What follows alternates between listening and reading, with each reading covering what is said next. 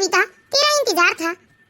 मेरे बेटे की शादी के वक्त अड़ोस पड़ोस की सारी महिलाएं थी, एक तू ही नहीं थी। बहुत सूना सा लग रहा था तेरे बिना।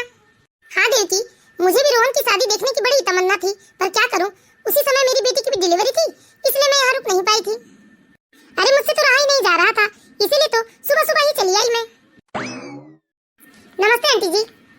अरे वाह देवकी, तू तो बहुत ही मॉडर्न हो गई है। नई नवेली दुल्हन को ये कैसे छोटे छोटे कपड़े पहना कर रखे हैं। अरे मैं तो कहती हूँ देवकी, तू भी ना ऐसे छोटे छोटे मॉडर्न ड्रेस पहनना शुरू कर दे, फिर क्या जमेगी सास बहू की जोड़ी।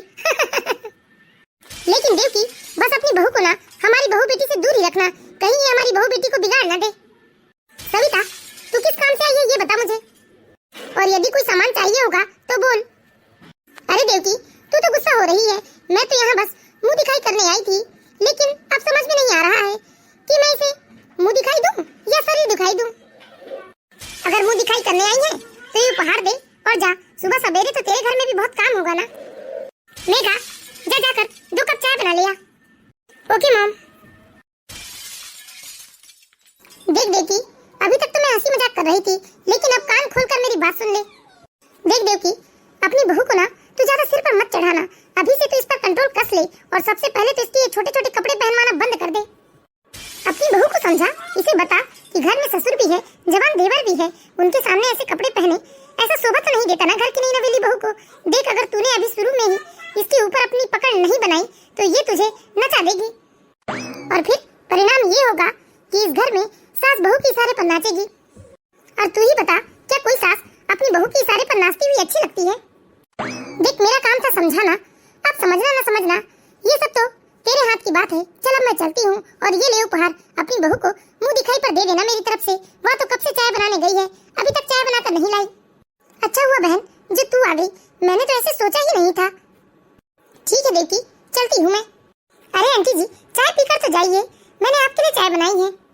अरे बहने दे, काफी देर हो चुकी है मुझे, सुबह सवेरे घर में भी तो कितना काम होता है। एक काम कर, तू ही अपनी सास के साथ बैठकर चाय पी ले। अरे मम्मी जी, ये आंटी जी अचानक गुस्सा होकर क्यों चली गई? मैंने तो उनके लिए चाय बनाकर लाई थी। एक काम करते हैं, चलिए हम दोनों ही बैठकर चाय पी लेते हैं। करा दी तूने हमारी बेइज्जती, अब अच्छा लगा तुझे? अरे सारे मोहल्ले में थू थू हो जाएगी। और तुझे अभी इस घर में आए हुए ही कितने दिन हैं, और तूने ये उल्टे सीधे कपड़े भी पहनना शुरू कर दिए। देख, मेरे घर में ना ये सब नहीं चलेगा। लेकिन मम्मी जी, वो तो सुबह का वक्त था ना, अब सुबह सुबह मैंने नहाया नहीं था, इसीलिए मैं रात वाली ड्रेस में ही थी। आंटी जी सुबह सुबह आई थी, इसीलिए उन्होंने मुझे उस तरह की ड्रेस में देखा। मेरी बात कान खोलकर सुन ले तू, घर की बहू बेटी है ना, अच्छी सूट या साड़ी पहने ओढ़े ही अच्छी लगती है, उन्हें हमेशा सोलह श्रृंगार में रहना चाहिए, समझी ना? हमारी इज्जत की थू थू मत करवा। अरे इससे पहले हमारा कितना नाम था, लोग हमारे घर की दाद देते थे। अरे घर हो तो देवकी जी के घर जैसा घर हो, लोग ऐसे तारीफ करते नहीं थकते थे, लेकिन तेरे आने से हमारी तो जैसे सारी इज्जत ही चली गई। अब सविता जाकर पूरे मोहल्ले में थू थू करवाएगी। नीलम की सास नीलम की एक बात भी नहीं सुन रही थी, और नीलम को बहुत बुरा भला उल्टा सीधे बोलते जा रही थी। नीलम भी चुपचाप अपनी सास की सारी बात सुन रही थी, लेकिन जब नीलम की सास ने सारी हदें पार कर दी, तब नीलम को बहुत जोर के गुस्सा आया, और उसने भी गुस्से से कहा अपनी सास से, एक्सक्यूज मी मॉम, अरे मैंने जो कपड़े पहने थे उसमें क्या बुराई थी? और वैसे भी वो नाइटी ही तो थी ना, और आपकी सहेली तो इतनी सुबह सवेरे चली आई थी कि मैं नहा भी नहीं पाई थी, इसलिए मैं उनके सामने नाइटी में दिख गई थी। और मेरे हिसाब से तो उस नाइटी में इतनी भी खराबी नहीं थी कि मैं किसी के सामने नहीं आ सकती थी उसमें। अपनी नई नवेली बहू के मुंह से मॉम सुनकर तो जैसे देवकी जी का दिमाग खराब हो गया। देख मेरी बात सुन, ये मॉम सोम ना तू मुझे मत बोलना, या तो मुझे मम्मी जी बोलना या फिर माँ बोलना, लेकिन ये मॉम नहीं चलेगा मेरे घर में। और क्या खराबी नहीं थी उस कपड़े में, अपना आधा शरीर दिखाना अच्छा लगता है? घर में ससुर है, देवर है, उनके सामने आधा शरीर दिखाना ये संस्कार है? देखिए मम्मी जी, वो सुबह सुबह का वक्त था, और वो इतने भी आधे कपड़े नहीं थे कि मेरा आधा से ज्यादा शरीर दिख रहा था। अरे नई बहू हो, नई बहू की तरह रहो। इस घर में तेरे पति के अलावा तेरे देवर और ससुर भी है, उनसे तो पर्दा करना ही पड़ेगा ना तुझे। इसलिए याद रखना कि आज के बाद ये उल्टे सीधे कपड़े पहनकर अपने कमरे से बाहर मत आना, या तो तू साड़ी पहन सकती है या फिर सूट। ठीक है मम्मी जी। बेचारी नई नवेली दुल्हन किरण अपनी सास से कुछ नहीं कहती और चुपचाप अपने कमरे में आ जाती है। थोड़ी देर के बाद किरण अपने कमरे से बाहर आई, और उसके हाथ में एक पैकेट था। जब देवकी जी ने अपनी बहू को सजे धजे पूरे श्रृंगार के साथ देखा, तो उनकी आंखें जैसे फटी की फटी रह गई। किरण सज धज के 16 श्रृंगार करके अपनी ननद रिया के कमरे में आती है। रिया शॉर्ट्स पहने अपने बेड में लेटकर मोबाइल देख रही थी। इधर किरण की सास देवकी जी अपनी बहू को इस तरह से सजी धजी हुई देखकर बहुत खुश होती है और वो तुरंत उठकर अपनी बहू के पास आती है और अपनी बहू की बधाई लेती है। ये हुई ना बात बहू, अब लग रही हो तुम इस घर की बहू। और तुम्हारे हाथ में ये उपहार कैसा है? किसके लिए है ये उपहार? मम्मी जी, ये उपहार तो रिया दीदी के लिए है। Oh thank you very much भाभी, आप कितनी अच्छी हैं, आप मेरे लिए गिफ्ट लेकर आई हैं। अरे इसमें थैंक यू वाली क्या बात है दीदी, ये तो मेरा फर्ज है। अच्छा अब मैं जल्दी से खोल कर देखती हूँ आखिर आपने मेरे लिए क्या लाया है। भाभी ये सब क्या मजाक है, मैं इस तरह के कपड़े नहीं पहनती। अरे दीदी इन कपड़ों में क्या बुराई है? बताइए ना क्या बुराई है इन कपड़ों में जो आप इन कपड़ों को नहीं पहनेंगी? रिया को अपनी भाभी की बात सुनकर बहुत गुस्सा आता है, लेकिन वो अपने गुस्से में कंट्रोल करके अपने हाथों की मुट्ठी भींचते हुए कहती है, देखो भाभी मैं इस तरह के कपड़े बिल्कुल भी नहीं पहनती हूँ, या तो मैं कभी किसी की शादी में या फिर अगर कोई फंक्शन में ही पहनती हूँ। ये इंडियन ड्रेस मुझे कुछ खास पसंद नहीं है और मैं अपने आप को इन ड्रेस में कंफर्टेबल महसूस नहीं करती। इसीलिए आप अपना उपहार ले जाइए, यह मेरे किसी काम का नहीं है। नई नवेली दुल्हन किरण अपनी ननद की बात सुनकर मुस्कुराते हुए अपनी ननद से कहती है, अरे दीदी आपने नहीं सुना क्या कि मम्मी जी ने अभी मुझसे कहा ना कि घर की बहू बेटियां पहने ओढ़े ही अच्छी लगती है और मम्मी जी को ये छोटे छोटे कपड़े पहनना तो बिल्कुल अच्छा नहीं लगता। बहू अरे मैंने तुम्हारे लिए कहा था ये सब, अपनी बेटी के लिए नहीं। क्यों मम्मी जी, उस दिन तो आपने कहा था ना कि आप बहू और बेटी में कोई फर्क नहीं करती हैं, जैसी मेरे लिए बहू है वैसी मेरे लिए बेटी। तो वो तो बस कहने की बातें होती है, सच में थोड़ी ना ऐसा होता है क्या? बहू तो सिर पर दुपट्टा लिए घर के काम करती हुई अच्छी लगती है। बहू बहू ही रहती है, वह बेटी कभी नहीं बन सकती और बहू को अपनी जिम्मेदारी बखूबी समझना चाहिए, उसे घर की बेटी की जगह लेने की कोशिश नहीं करनी चाहिए। वाह मम्मी जी वाह, आप इतने दोगली क्यों हैं? बेटी के लिए अलग नियम घर के और बहू के लिए अलग नियम।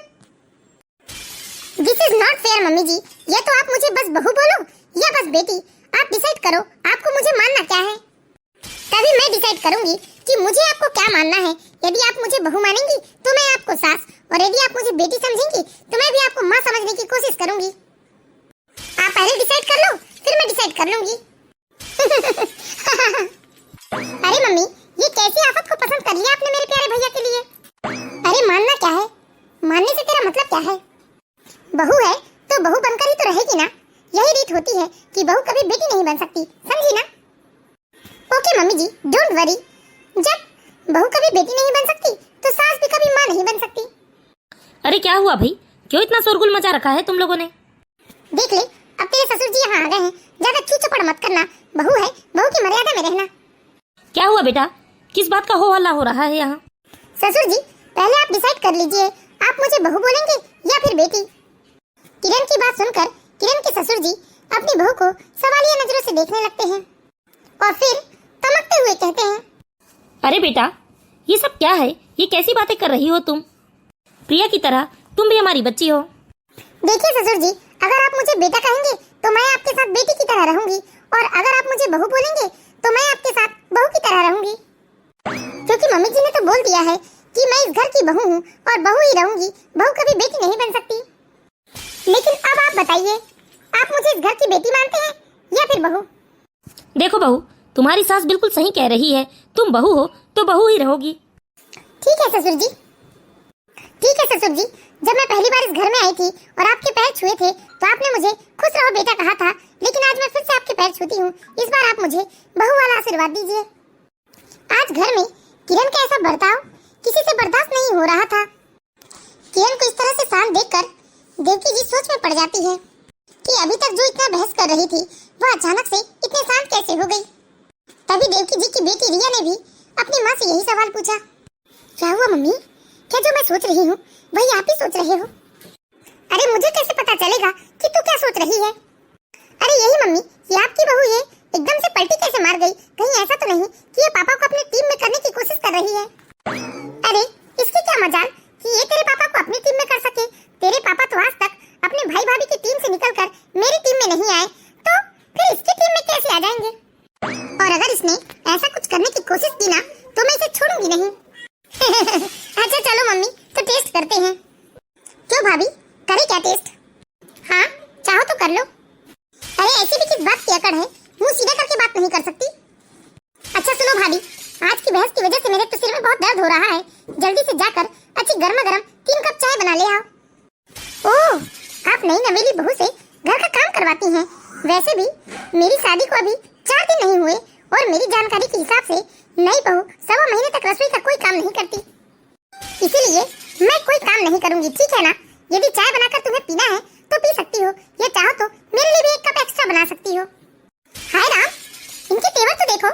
अरे ये तो कल सबके लिए कुछ ना कुछ कर रही थी, लेकिन आज तो ये कितना भाव खा रही है और बता रही है कि ये नई नवेली दुल्हन है और ये 1.25 महीने तक काम नहीं करेगी। मैं आपकी जानकारी के लिए बता दूं प्रिया दीदी कि कल तक मैं अपने आप को इस घर की बेटी समझती थी, लेकिन मुझे नहीं मालूम था कि आप लोगों के दिल में बहू और बेटी के प्रति कितने अलग अलग भाव भरे हुए हैं। आप बहू और बेटी में कितना भेदभाव करते हैं। इसलिए मैंने अब अपने आप को इस घर की बहू बनाने का फैसला कर लिया है। अभी तक तो मैं सोचती थी कि इस घर में जाकर मैं बेटी बनकर रहूंगी, सबको बिल्कुल बहन बेटी की तरह प्यार दूंगी, लेकिन नहीं, अगर आप लोग मुझे बहू समझते हैं तो मैं भी बहू बनकर दिखाऊंगी। ठीक है, अब मैं जा रही हूँ अपने कमरे में और 1.25 महीने तक रसोई के किसी भी काम को हाथ नहीं लगाऊंगी, ठीक है ना? हाय राम, देखा आपने इसके तेवर? अरे ये हमें तेवर दिखाकर चली गई। ये अपनी मनमानी करेगी हमारे घर में। देवकी, तुम ज्यादा चिंता मत करो। इसने बहुत ड्रामा कर लिया, लेकिन ज्यादा दिनों तक इसका ड्रामा नहीं चलेगा इस घर में। और सुनो, फिलहाल तो मुझे चाय पीनी है। अब चाहे कोई भी बनाए, जल्दी से जाकर चाय बना ले आओ। जा बेटा प्रिया, तू ही चाय बना ले। देखो मम्मी, मैं आज तो चाय बना लेती हूँ, लेकिन ये 1.25 महीने वाला ड्रामा मेरे सामने नहीं चलेगा। मैं रसोई में नहीं जाऊंगी, आपको तो मालूम ही है ना, मुझे रसोई में जाना बिल्कुल पसंद नहीं है। ठीक है बेटा, जा बस अभी के लिए चाय बना ले। ये अपने आप को नई बहू बता रही है ना, अब इसे हम मजा चखाएंगे कि नई बहू के साथ ससुराल में क्या क्या हो सकता है। देवकी, आखिर तुम करोगी क्या? अरे बहुत कुछ कर सकती हूँ। आपने देखा नहीं है, नई नवेली दुल्हन आग से जलकर मर जाती है या उसका बाथरूम में पैर फिसल जाता है। अरे बहुत सारी दुर्घटनाएं होती हैं। ये अपने आप को ज्यादा स्मार्ट समझती है ना। इसे मैं बताऊंगी कि नई नवेली दुल्हन के साथ क्या क्या हो सकता है ससुराल में। मैंने तो सोचा था कि इसके साथ मैं प्यार से रहूंगी, लेकिन यह तो प्यार से रहने लायक नहीं है। मैं इस घटिया लड़की के साथ अपने शिखर की जिंदगी बर्बाद नहीं होने दूंगी। या तो इसे जान से मार दूंगी या फिर किसी भी बहाने से इसे यहाँ से धक्के मार कर निकाल दूंगी और मैं अपने शिखर की दूसरी शादी करवाऊंगी धूमधाम के। हाँ, कुछ तो करना ही होगा। वैसे ज्यादा चिंता वाली बात नहीं है, क्योंकि इसके माँ बाप की इतनी हैसियत नहीं है कि ये लोग हमसे टकरा सके। इधर किरण के सास ससुर अब किरण के लिए नई नई योजनाएं बनाने लगे कि वो किरण को कैसे नुकसान पहुंचाएंगे या फिर उसे किस तरह से परेशान करेंगे कि वो परेशान होकर अपना ससुराल छोड़कर यहाँ से अपने मायके भाग जाए।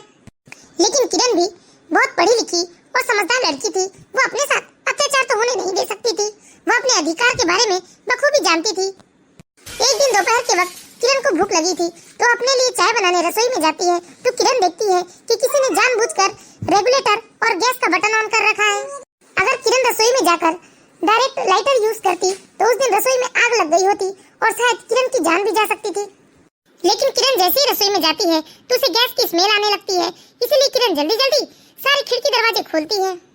लेकिन उसके दिमाग में भी कुछ खुरापात चलने लगा। उसने भी सोचा कि वो अपने सास ससुर को ऐसे तो नहीं छोड़ेगी, इसलिए वह एक ड्रामा क्रिएट करती है। बचाओ बचाओ बचाओ, कोई तो बचाओ बचाओ, जल गई मैं, बचाओ बचाओ, ये लोग मुझे जलाकर मार रहे हैं, कोई तो बचाओ बचाओ मुझे, कोई तो बचाओ। किरण इतने जोर जोर से चीख चिल्ला रही थी कि उसकी आवाज सुनकर भागे भागे देवकी जी और उनके पति आ जाते हैं और उनके पीछे पीछे उनकी बेटी रिया भी आ जाती है। रिया देखती है कि भाभी के दुपट्टे में आग लगा हुआ है तो रिया जल्दी से दुपट्टा खींचकर सिंक में डालती है।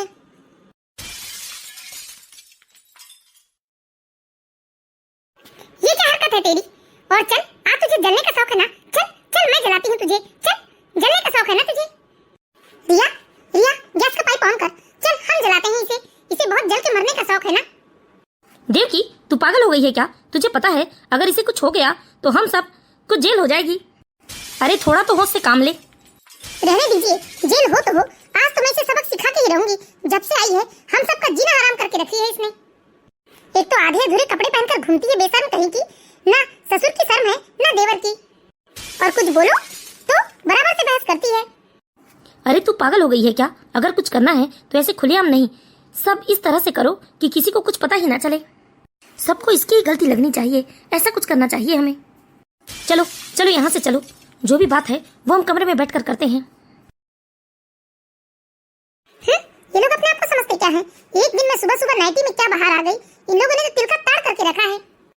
लेकिन मैं भी किसी से डरने वाली नहीं हूँ। अगर मेरी गलती नहीं है तो मैं बेकार में किसी की चार बातें नहीं सुनूंगी और ना ही अपने ऊपर ये घरेलू अत्याचार होने दूंगी। अरे इसने तो मेरे नाक पर दम करके रखा है, मैं इसे बर्दाश्त नहीं कर सकती। अरे देवकी, तुम चिंता क्यों करती हो? एक बार हमारे बेटे को आ जाने दो। जैसे ही वो आता है हम इसकी सारी गलती ऐसे नमक मिर्ची लगाकर बताएंगे कि हमारे बेटे को हमारे ऊपर भरोसा हो जाए। हाँ मम्मी, हम भैया को ऐसे भड़काएंगे कि भैया गुस्से में आकर भाभी को थप्पड़ पे थप्पड़ मारे। वाह, पहली बार क्या आइडिया सुझाया है आपने, मानना पड़ेगा आपके दिमाग को। तीनों बाप बेटी ने किरण के खिलाफ अच्छी साजिश रची थी। जब शाम को शेखर घर आता है तो तीनों माँ बेटी शेखर को बहुत उल्टा सीधा भड़काते हैं और शेखर भी अपने माता पिता और बहन की बात में आ जाता है। शेखर को इतना गुस्सा आता है कि वो गुस्से में तिलमिलाने लगता है और तिलमिलाते हुए सीधा अपनी पत्नी किरण के पास जाता है।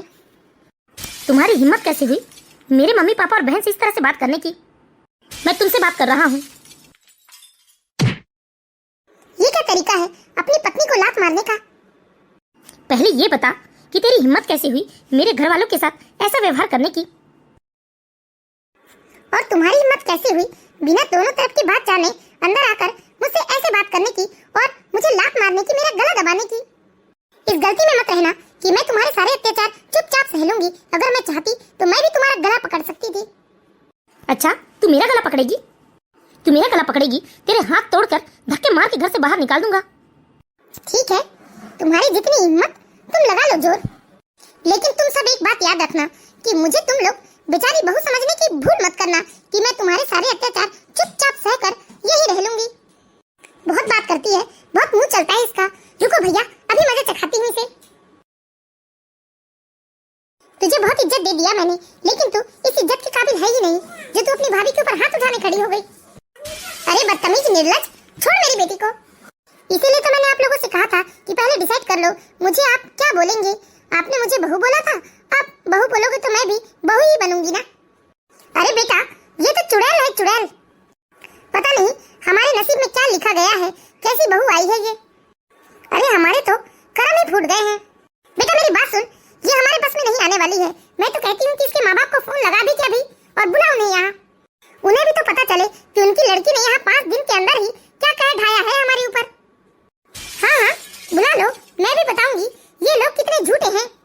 चल बेटा, कमरे से बाहर चल और इसे कमरे में बंद कर दे। जब तक इसके माँ बाप ना आ जाए ना, तब तक तू कमरा खोलना मत, वरना ये हमारा खून पी जाएगी। इस तरह किरण के ससुराल वाले उसे उसके कमरे में बंद कर देते हैं और उसके माँ बाप को फोन करके वहाँ बुला लेते हैं। करीब 1 घंटे के अंदर ही किरण के माता पिता किरण के ससुराल आ जाते हैं। अरे क्या हुआ भाई साहब, इस तरह से फोन क्यों किया आप लोगों ने? क्या कोई परेशानी आ गई है? देखिए, आप लोग अपनी बेटी को यहाँ से ले जाइए। आपकी बेटी तो आतंकवादी है, आतंकवादी। जिस दिन से आई है हमारे घर में तूफान सा मचा रखा है। देखिए बहन जी, थोड़ी हवा चली होगी तभी तूफान आया है और हम ये अच्छे से जानते हैं कि हमारी बेटी कैसी है। बस उसे गलत बात बर्दाश्त नहीं होती।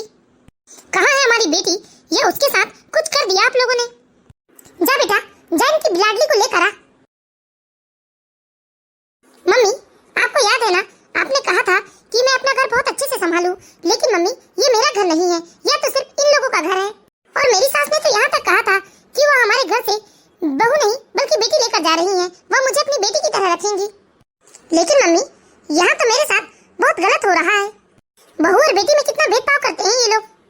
बेटी आधे अधूरे कपड़े पहनकर घूमे, कहीं भी आ जाए तो इन्हें कोई दिक्कत नहीं है। लेकिन बहू गलती से एक दिन भी अपने कमरे से नाइटी से बाहर आ जाए तो इन लोगों ने चीख चीख कर तमाशा मचा दिया। मम्मी, मैंने इन लोगों की ऐसी कई बातें सुन ली। ये लोग तो मुझे जान से मारने तक की प्लानिंग कर रहे थे। देखा देखा कितनी बदतमीज बेटी है आपकी, कितनी सिर चढ़ी है ये। शुक्र कीजिए बहन जी कि मेरी बेटी ने आप लोगों को फ्रीजर ड्रम में नहीं डाला और इतना सब कुछ जानते हुए ये पुलिस के पास भी नहीं गई। अब बता बेटा, तू क्या चाहती है? क्या तू हमारे साथ घर चलने को तैयार है? क्योंकि हम तो तुझे ऐसे घर में ऐसे लोगों के साथ नहीं रहने दे सकते। हाँ माँ, मैं भी ऐसे झूठे दोगले लोगों के साथ नहीं रहना चाहती। अरे आपने इतनी आसानी से तो कह दिया कि आप इसे यहाँ से लेकर चली जाएंगी, लेकिन ये कैसे भूल गई आप कि अगर ये यहाँ से चली गई, इसकी शादी टूट गई तो इसका क्या भविष्य होगा? कौन ब्याहेगा आपकी बेटी को? ओह, आप मेरी इतनी चिंता कर रही हैं। आपको चिंता करने की जरूरत नहीं है। आप